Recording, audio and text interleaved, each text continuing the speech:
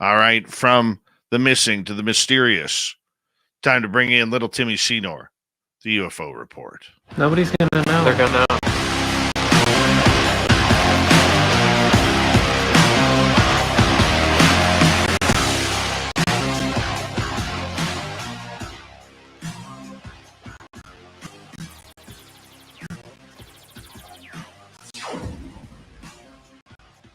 Little Timmy Seanor, you know, I have something to tell you, my man.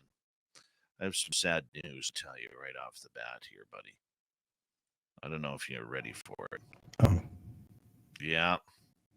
I've cut out the Tim Hortons breakfast. I have cut out my hash brown, my sausage and egg, or sausage and bacon farmer's wrap. Cut it out. They're gonna go out of business. Oh, They could go out of business. Bummed. This is They big news. It's big news.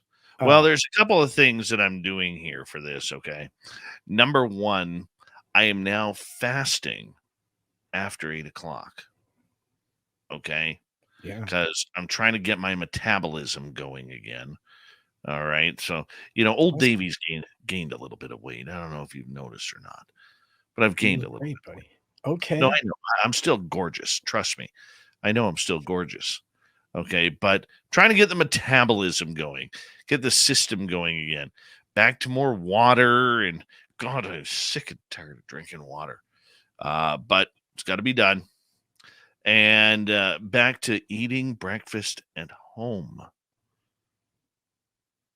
Now, I've cut down my ice cap from a large to a medium. I'm not giving that up because that's my one treat for the day. One treat. All right. But yeah. Yeah, I know. That's big, though. This is big for you. This is big news for me. Yeah. Big news. I'm all about the fast, too. Anyone that is tight with me knows I fast. I'm all about it. I think it's great. Yeah, but you're only like $1.28 wet. Yeah. Okay.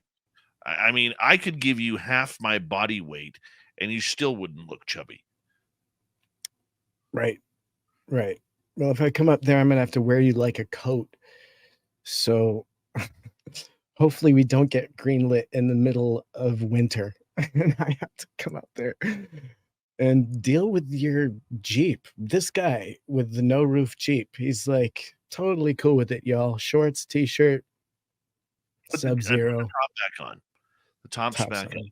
You've got snow coming, so you better get ready. Yeah. Is it out there? He's looking out the window. No, it's not snowing yet. Not yet. It could. Any minute now. Clear out. Clear sky out. So. UFO weather. Right before the storm. Total UFO weather. Total. But, all right. Enough about me. Let's talk about me some more. No, let's do it. Man, what a week. What a week. Let's get right into the UFOs, man, because that's why we bring you on, and people don't want to hear my crap. They want to hear your good stuff here. So the Pentagon has upped its numbers on UFO reports. What's going on here, Tim? That's right. And still none are a threat. And Stephen Bassett did a great job with his analysis there and covered potential threat of UAP and how he feels about it. But the number of UFO sightings analyzed by the Defense Department numbered more than 800 over the past 3 years of reporting, according to the data that was released in the report on Wednesday. From this, we can definitely dive in a little deeper here, Dave, because in the most recent report here, it documented cases that were obviously between 2022 in August all the way up to April 2023, and a total of 291 UAP sightings were analyzed, quote, using a rigorous scientific framework and data-driven approach. And so the Pentagon stated Wednesday, in total, the 3 annual reports from 2021 to 2023 comprise reviews of 801 sightings that date all the way back to 1996. So Aero Director Sean Kirkpatrick told lawmakers that there were no UAP sightings that had been determined to be of ET origin, And additionally, Kirkpatrick noted that there was never a perceived threat by any individual sighting. Now, while in this quote, he says, while the mere presence of UAP in the airspace represents a potential hazard to flight safety, none of these reports suggest the UAP maneuvered to an unsafe proximity to civil or military aircraft. So, AARO's yearly report reads, although none of these UAP reports have been positively attributed to foreign activities, these cases continue to be investigated.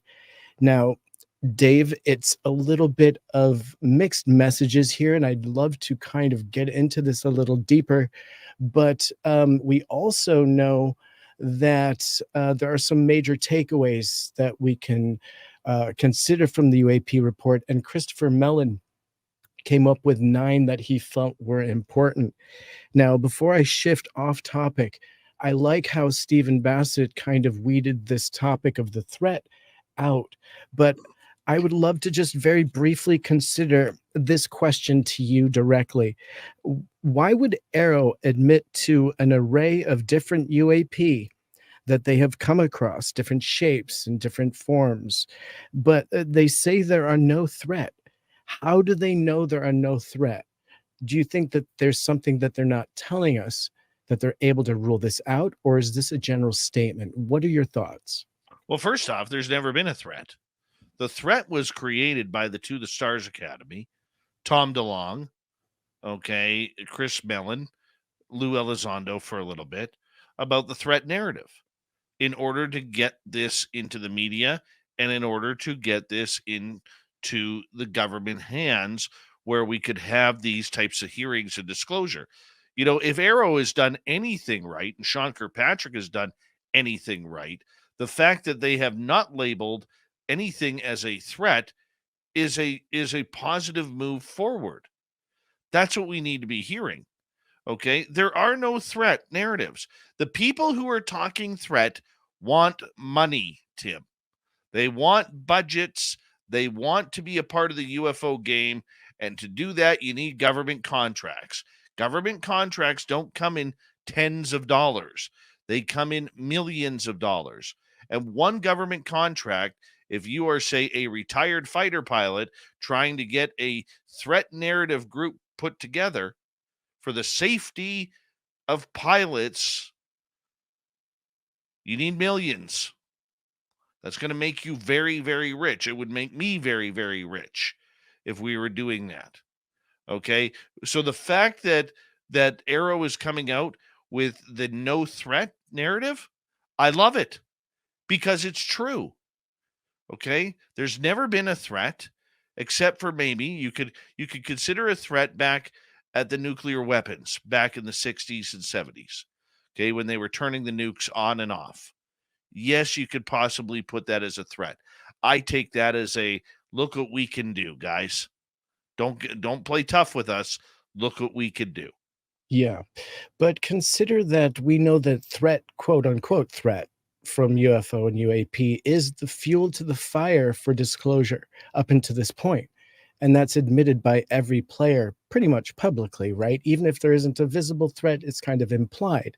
And like I said, it's the fuel to the fire. So if now the DoD and the Pentagon's report here is saying that there is no threat, is this an attempt to diffuse the topic? I don't think it's an attempt to diffuse the topic.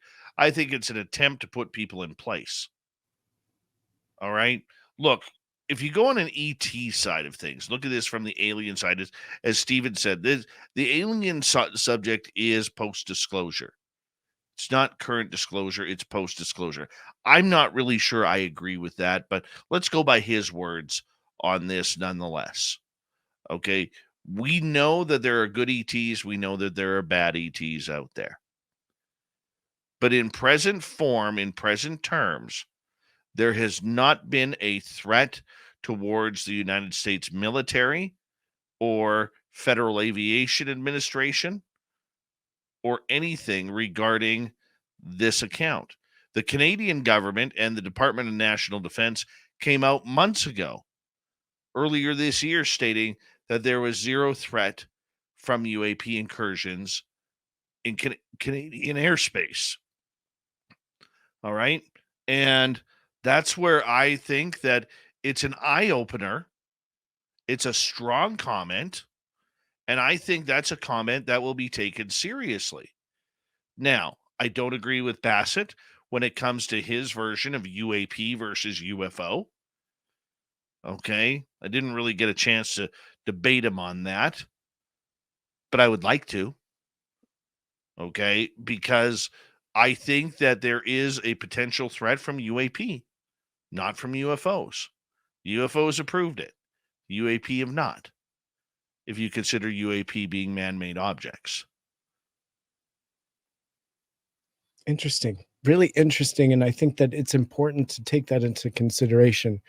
Now, not everyone may agree with us when we try to subcategorize that topic, but I think that you need to kind of at least make that separation at some point. Otherwise, again, they're going to take control of this topic and this narrative. We have to make sure that the people with the real knowledge and understanding are the ones that inform everyone from this point up. Because, Dave, as you and I know, four-letter agencies are in our audience and they're doing research. Yeah. Yeah, everybody's doing the research. Everybody wants to know. But until the United States government comes clean, okay, on what they know and what is defined as a UFO and what is defined as a UAP, okay? Now, this is all my opinion, okay? And I know that if I can convince you, Tim Seanor, that there is a difference between UAP and UFO, because you were Mr. UAP. You loved the UAP. Okay? Like you were literally getting UAP tattooed all over your body, like Tekashi 6ix9ine. Okay? You were Tim UAP. Right? The point that I'm making as I try and be funny here, okay, is over time, as you and I have analyzed all of these stories that have come across the wire, and we have dug deep and we have talked to experts and we have talked to people in the know regarding this subject. Okay. The one thing that we have learned is that there is a big, big issue with the definition of what's flying in the sky. We learned in February that our skies are actually not safe from drones, balloons, and from countries that want to spy on us. That got ugly there for a little bit. It's funny, nobody was using the term UFO during that. They were using UAP incursions. Okay? And as we moved forward towards more UFO topic, the generals, the people in power started defining UFOs as UFOs, not as UAP. The only people who are using the UAP term are the politicians and those who are jockeying for position and those who are, trying to, shall we say, Cash in. Cash in. Thank you. Thank you for bailing me out on that one. Yeah. No, you're absolutely 100% correct in that analysis. Now, Christopher Mellon had some pretty interesting takeaways. He got some more out of it than I think you and I may have, but it's pretty interesting insight. Now, I know we have about 5 minutes before break, but I'm going to try and squeeze some of it in before we do. So the 9 primary takeaways from the most recent report, in Christopher Mellon's opinion, number 1 being the report states that none of the 291 cases considered were, quote, positively attributable to foreign adversaries. And so this is rather stunning. One cannot help but wonder why, about the numerous Navy cases involving brightly lit aerial objects that have been followed by U.S. Navy ships off the coast of California. And although those incidents were from an earlier time period, he believes that they have continued. And he also believes that there is an explanation that has been found for these perplexing cases, but this is consistent lack of evidence connecting any UAP cases to foreign nations, strengthening the ET hypothesis for the small number of unsolved cases involving extreme velocities and or morphology. So positively, attributable to foreign adversaries. I think that's an important number one. Do you have an opinion there? Shall I continue? Continue for now, if you don't mind. The report mentions 274 new reports in the last 8 months, suggesting a rate of over 30 reports per month, one per day, or almost, roughly one per day, 360 plus reports per year. Pretty interesting. I don't know if that's slow or fast progress or how many people are manning that desk. So the reference to a, quote, strong built shifting collection bias as number 3 in restricted military airspace is not surprising, given the greater presence of monitoring sensors in those areas. So this leaves unanswered the question as to whether U.S. training areas are being targeted and are areas of especially high activity. This claim also seems a bit odd since the UAP, quote, hotspots map shows a very high level of activity in the Middle East and the Sea of Japan and along the Chinese coast. So interesting number 3 there, the collection bias. So number 4 is new. There's no new near mid-air collisions. No near mid-air collisions reported. So that's a change from an 11 previous near mid-air collisions from 2004 to 2021. So there were close calls. Some progress, as number 5, was noted in, quote, sensor placement and calibration. So they're getting better at collecting data. And they're saying that in employing more sensors specifically tailored for UAP detection, this is a highly encouraging move to the extent that the change is meaningful and extensive. Number 6 is a high percentage of cases lack sufficient data to identify or resolve. And Dave, you and I brought this up ourselves, that if they don't have the information, how can they possibly consider it UAP or mundane or anything? And so that's a very, very good point here that he's bringing up as his number 6. Hey, hold on right there. Tim Seanor and the UFO Report continue right after our final break of the night here on Spaced Out Radio. What do you think? UAPs, man-made, space objects, combination of both? We'll return right after this on Spaced Out Radio.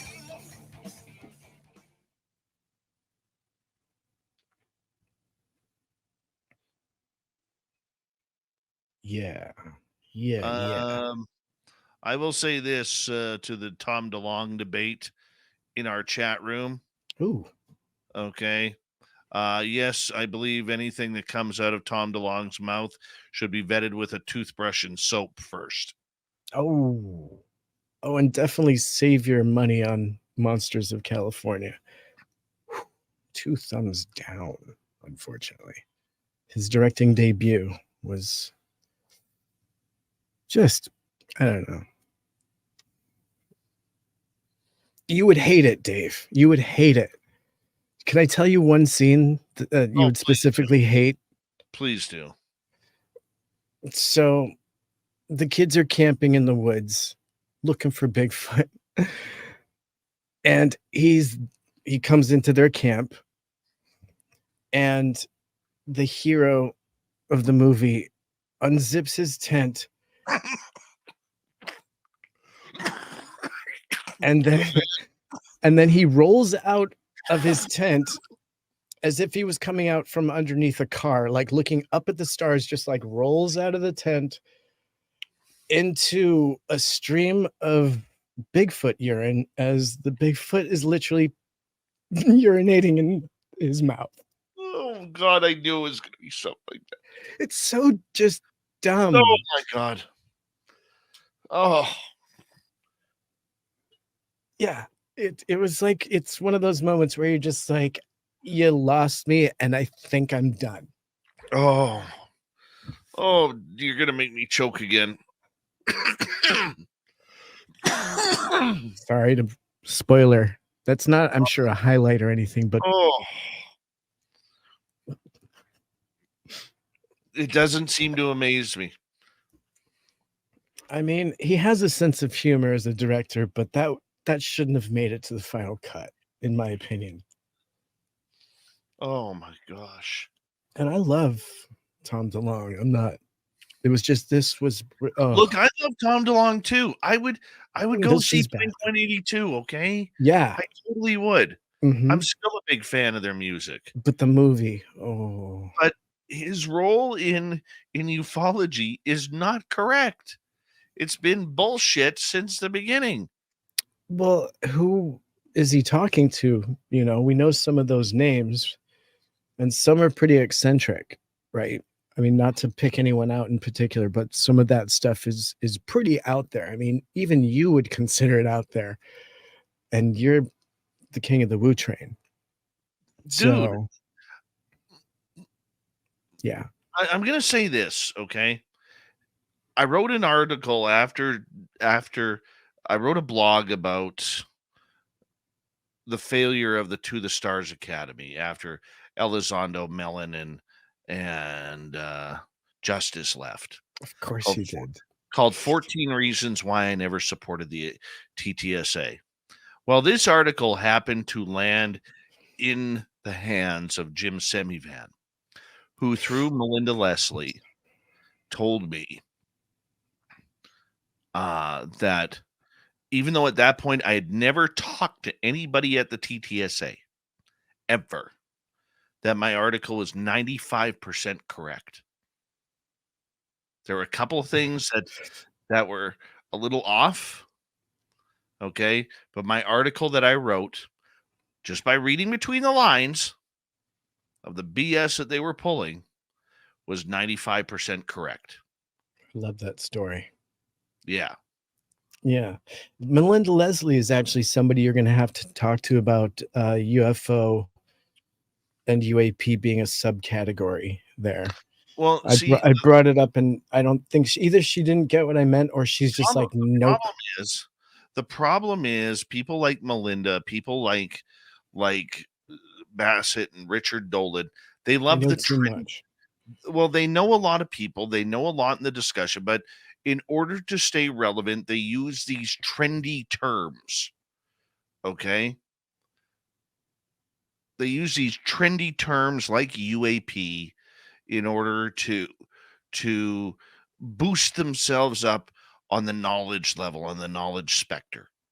They're speaking the Okay? language. They're speaking the language that Yeah. current group wants to hear. What we're trying to do, Tim, with this segment and others, is we're trying to educate people that there is a difference. How many times have you been told and I've been told by people that we are correct? We are correct. Even though we're in the extreme minority, we are correct. Okay? Yeah. By people in the know. So here we go.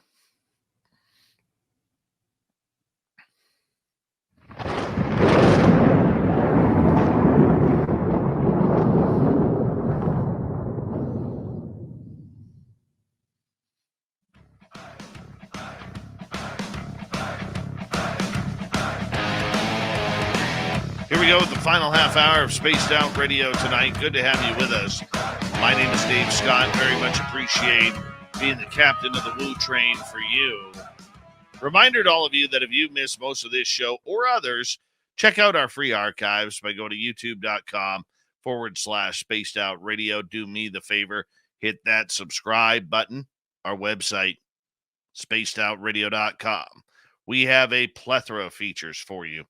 Rock out to Bumblefoot, read the news wire, check out our swag, follow us on Twitter at Spaced Out Radio, Instagram at Spaced Out Radio Show, and you can join us in the Space Travelers Club on Patreon. Here's our good friend Tim Seanor, the resident Timbit, hanging out with us with the UFO Report. And Tim, you were going over some stipulations right beforehand on the whole threat narrative, the UAP aspect, and everything. Yeah.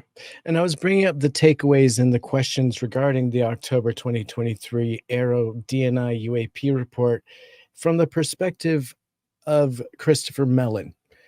And I just covered point number 6 that he brought up of the 9 he brought forward. And his number 6 was a high percentage of cases lack sufficient data to identify or resolve. And I found that same frustration, I think, that he's expressing here, that even in this report, they're not really willing to say this is legitimately a UFO. They'll just be like, there's not enough data on this 200 and something cases, right? And they'll just move on and glance over the fact that they just don't have enough information. So that, yeah. Anyways, number 7, only 1 maritime case and no UAP space cases were reported, although the report notes improving coordination with the Space Command. Now, you and I know that this point was made up in the report, but of course, they're not sourcing anything from there yet. They haven't coordinated with Space Command all the way. There's nobody really collaborating there.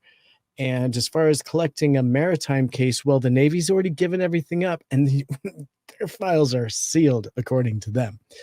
So number 8 on Christopher Mellon's list is there's no mention of the stunning earlier reporting from the Senate hearing with aero witnesses indicating that some UAP emit radio signals in the 1 to 3 and 8 to 12 gigahertz band, nor was there a mention again of UAP intermittently emitting radar signals in the X band, which is around 7.0 to 11.2 gigahertz.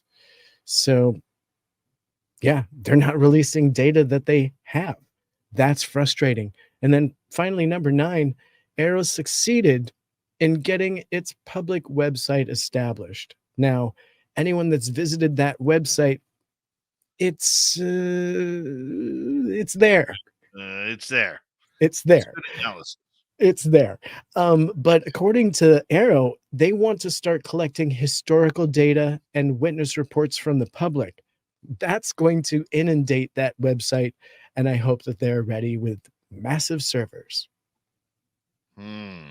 That's if people attend it. If Right? people attend it. Right. You know, Christopher Mellon gives a pretty solid summary here. He says, overall, there seems to be steady progress in instituting UAP collection and reporting procedures. There also appears to be progress in adjusting sensors to better collect UAP data and in developing dedicated UAP sensors. Dr. Kirkpatrick seems to have instituted a disciplined process for collecting and evaluating UAP reports. But there are many questions that still remain. Now, we don't necessarily have to get into Christopher's questions here because he does get specific and he's shot quite a few holes in this report. But I think that his positive and neutral points here that he's made were pretty on point. Of course, we're not too excited about this website, and we don't necessarily know if they're going to be transparent with any of the information that's collected there. So how effectively is Aero able to even obsess and access compartmented UAP data from different organizations such as CIA and NORAD? Like, there are a lot of pertinent questions that need to get established and addressed. But Dave, what's your kind of general take so far? Oh, that's a heavy question. Heavy question. I think there's still too much confusion. I really do. I mean, do they even know what they're looking for? Do they know specifically what they are going after? I mean, that's the question. And we got to remember, Tim, the information that they are giving to us is such a fraction of a morsel of cheese, if I can use cheese as the word there, okay, that we are trying to make mountains out of it. We are trying to make some sort of consensual mountain of information that everybody can can rely on, and we're not there. They can't even tell a UAP from a UFO. At least that's what they have us thinking. Right. And NASA can't even get straight on what UAP is, right? And I won't get you started on NASA, but my point is that everything that we've seen in this push for quote unquote transparency on this topic, the learning curve is very much in the beginning stages. And who knows how long they're going to continue to fund this, how long the interest will be up, how long Dr. Sean Kirkpatrick will be in that role. And we're also learning that he had a quote secret committee that was advising him. Well, if this committee exists, they need to be doing a better job in advisory role, or maybe they're doing a great job and it, just gets filtered at Dr. Sean Kirkpatrick. Oh, I think you're absolutely right. It gets filtered. Remember, they don't want this topic out. Okay. Can I give you my conspiracy theory here for a quick second? Please. Okay. I'm going to give it to you. I think that while all of these morsels of cheese are being dropped on us, behind the scenes, there are lawyers, there are lawmakers, there are historians, and a lot of people within the alphabet agencies gathering together who are trying to figure out a way to get out of this story clean. There's a lot of dirt around this story. I mean, how does and I'm just going to throw a quick cheap shot at NASA here. But how does NASA get away with saying they haven't found anything when their own bloody astronauts have gone on record with it? Okay? Yeah. Where's their info? But that's part of the cover up of mucking up this story, so that way when it does come out, there are no lawsuits. They can play dumb regarding this subject. We just didn't know. We just didn't know. Doesn't it seem like that's the way it's being set up to be? I mean, you look at Arrow, okay, you look at their website, says nothing about UFOs, nothing. All right. What are they there for then? Everybody is talking UFOs, but we're hiding behind the UAP stigma. We're hiding behind defense. We're hiding behind a threat narrative, which Arrow has now countered. Thank goodness.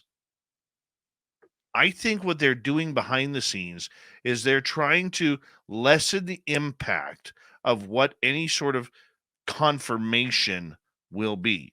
We're not in a disclosure movement. I disagree with Steve Bassett on that 100%. We are not in a disclosure movement. The word disclosure is defined as telling everything, not hiding secrets. There are no yeah buts in a disclosure. That's why we are in a confirmation, because as long as we are in a confirmation movement, they can hide whatever they want. That's my conspiracy theory, Tim. I think it's solid. I don't know how conspiratorial it is. I see a lot of facts in there. I really do. I mean, in my next story, it's pretty pertinent. The headline coming from Vice is, "Why do UFO sightings keep happening near nuclear sites?" And we know that Robert Salas has for decades been talking about this and has had a few chances, in fact, to speak to Congress directly. But from the Fukushima Daiichi nuclear plant after a disaster to a US missile base, UFOs have a concerning affinity for nuclear-based sites. And so we definitely have to also even consider that some of this information, even though it's sensitive, may be at a level that will never make it to the public, because once you say nuclear, well, now we know that it's got a whole new classification that we may never hear about. And so obviously back in March 11th of 2011, Fukushima nuclear plant was the site of one of the worst nuclear disasters ever, after an earthquake and subsequent tsunami caused an electrical grid to fail. And so UFOs came after the explosion that took place there. And there were so many of them that, in a quote from a witness there, a monk who actually encountered those lights over Fukushima, he says the UFOs came after the explosion, and there were just so many of them that I was shocked. And you can actually catch some of this on the new series Encounters on Netflix, coming from Spielberg. But we also have to consider that it goes back to the 1930s when the science and research was being done to understand fission. That was kind of around the same time that attention came to us from UFOs. Another well known case took place at the Maelstrom Air Force Base in Montana, and Robert Salas was one of those people that worked at the missile launch there and actually reported 10 nuclear tipped missiles at the time. Allegedly, one after another became unlaunchable. And he later learned that it potentially was circumstances surrounding the UFOs that had been in that area. Now, more recently, we know that another person has come forward and been talking about his experiences with nuclear incursions with UFOs. Minuteman ICBM Nuclear Launch Control Officer David Schindel reveals his experience with Dr. Sean Kirkpatrick in his attempt to reveal his situation with this experience.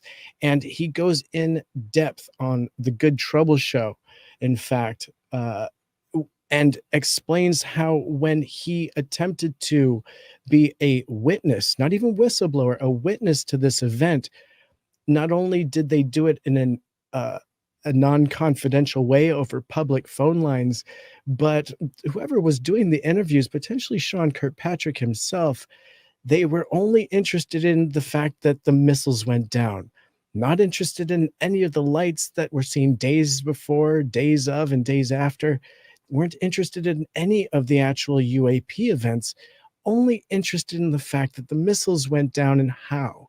So seems like potentially the interviewers are missing the point. We know that in this case, at least, David Schneidel, David Schindel, reported that he felt that the interview was insufficient and that his case really wasn't handled fairly. And they missed the entire point of his reported sighting. So, Dave, why don't you jump in here and kind of give your take on the fact that we know there's interest of nuclear sites by UFOs? Why is it such a sensitive topic, and why is our government really not wanting to talk about it? Is it because it's radioactive?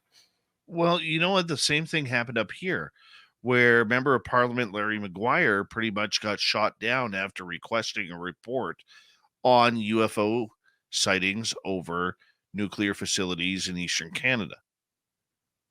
And I found that very interesting as well. Look, here's the big question. Over the last number of years, we have seen an influx of UFO activity or UAP activity over nuclear facilities. They seem to have an interest in war zones.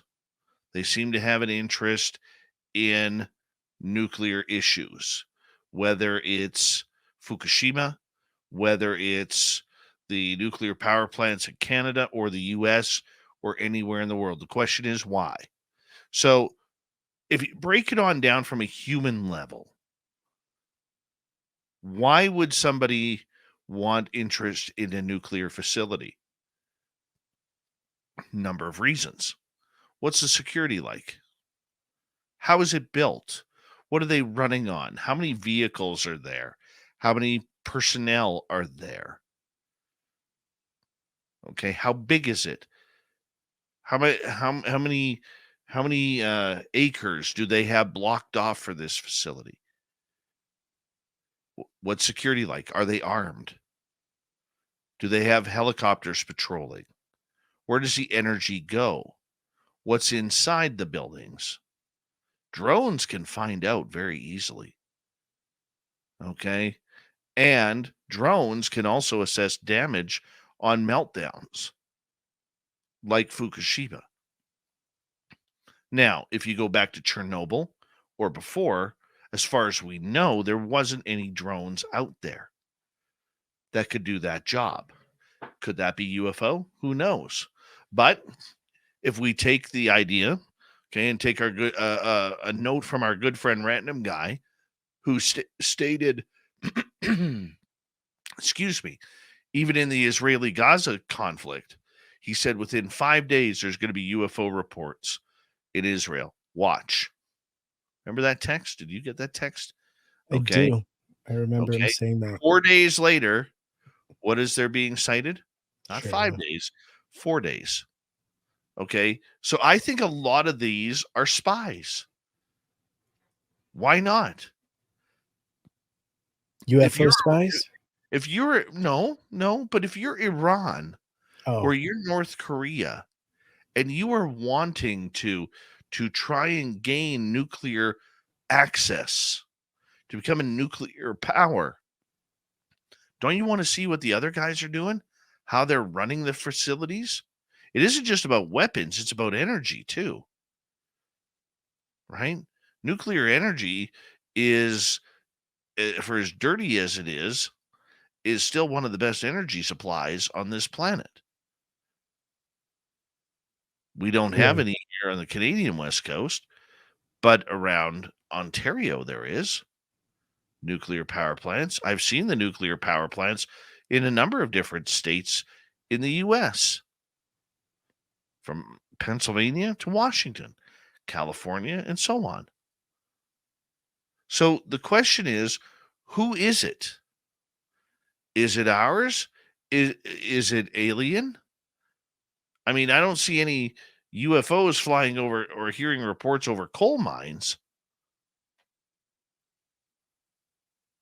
I'm sure there is. I know that there's been UFOs spotted over the mines here where I live in my area. There's one mine that's closed down around here called Canham Hendricks Mine. And for years, when they would shut down the mine for the weekends, that's when the green lights would appear. There you go. Okay. So the question is, if we're not over if it's not UFOs over battlefields, over nuclear facilities, watching what's happening, how do we know what's really going on? How do we know it's alien? Okay, because remember, UFOs have to come from somewhere if they're not coming from here, which, like David Grush said, we have the pilots. So that's my thought.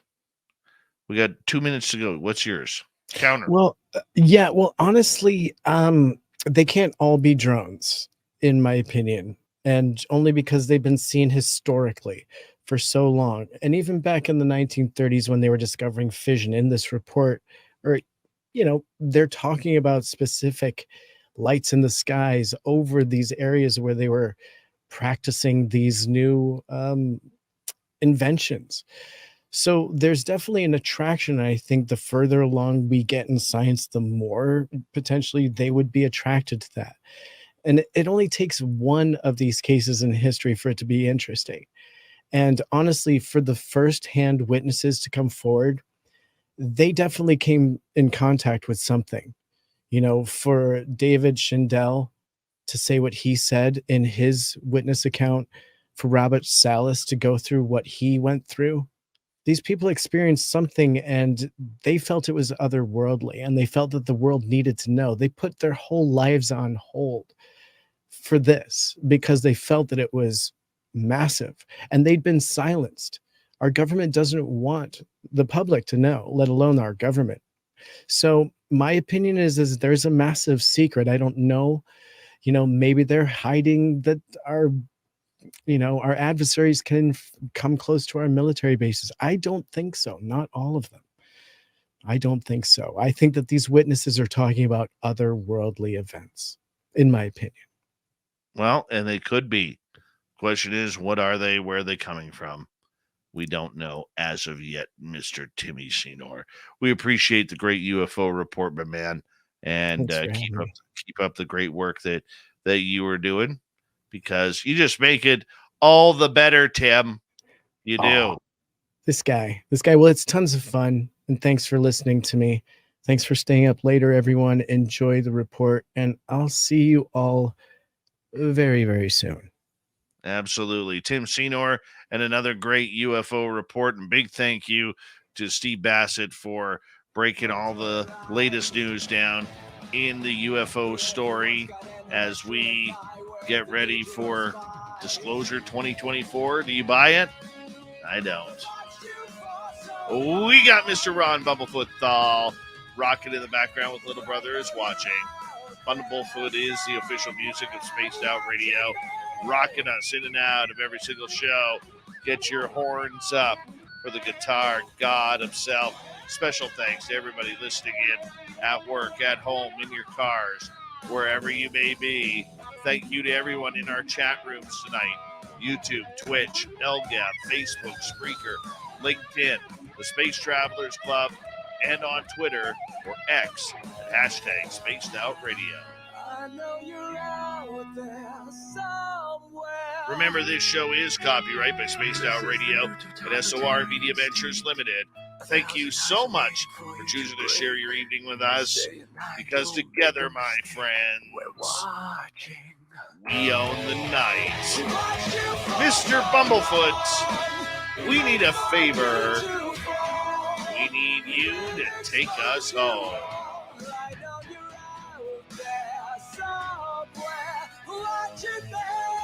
Yes, the Woo train has docked for the night.